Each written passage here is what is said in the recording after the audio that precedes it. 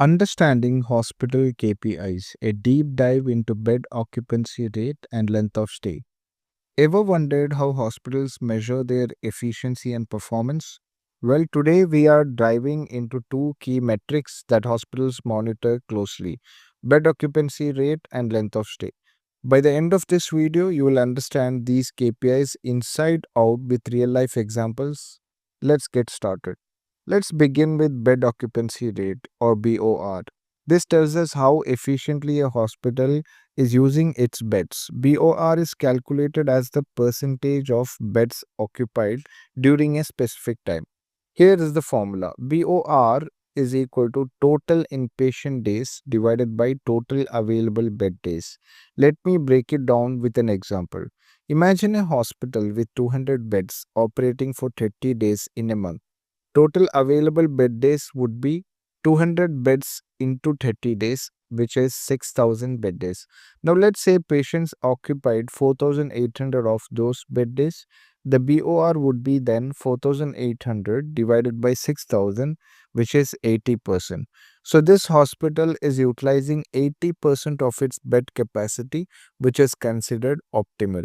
But what does this number tell us? If BOR is below 70%, it might mean the hospital isn't fully utilizing its resources.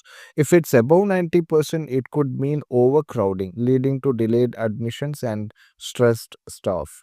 To calculate BOR, we first need inpatient days, which is the total number of days patients occupy beds. Here is how to calculate it if you only have admission and discharge days. For each patient, inpatient days is equal to discharge date minus admission date. The key rule here is to include the admission day but exclude the discharge day. Let's look at an example. Admission date is 24/11 Jan, similarly 24/11 5th, that means 4 days. Then 3rd November and 3rd November, which is 1 day. 2nd November and 8th November, which is 6 days. So if these three patients were admitted in November, the total inpatient days would be 4 plus 1 plus 6, which is 11 days. Now let's move to our second KPI, length of stay or LOS. LOS measures how long an average patient stay in the hospital. Here is the formula: total inpatient days divided by number of discharges. For example, if a hospital has 3000 inpatient days and 500 discharges in a month, length of stay is 3000 divided by 500, which is 6 days. This means patients on average stayed in the hospital for 6 days. Let me share a real life story to bring this to life. During the COVID-19 pandemic, many hospitals reported BORs exceeding 100% because they had to accommodate patients in emergency setups like hallways, or at the same time, the LOS for critical patients increased because of the severity of the disease. Hospitals use these KPIs to allocate resources better, prioritize admissions, and even plan expansion.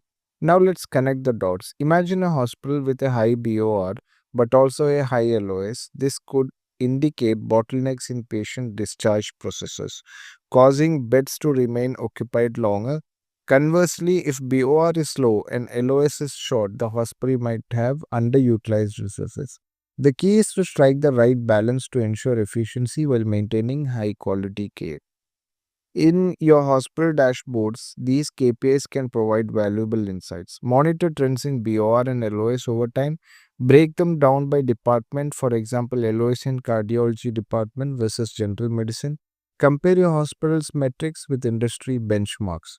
So there you have it, a deep dive into bed occupancy rate and length of stay.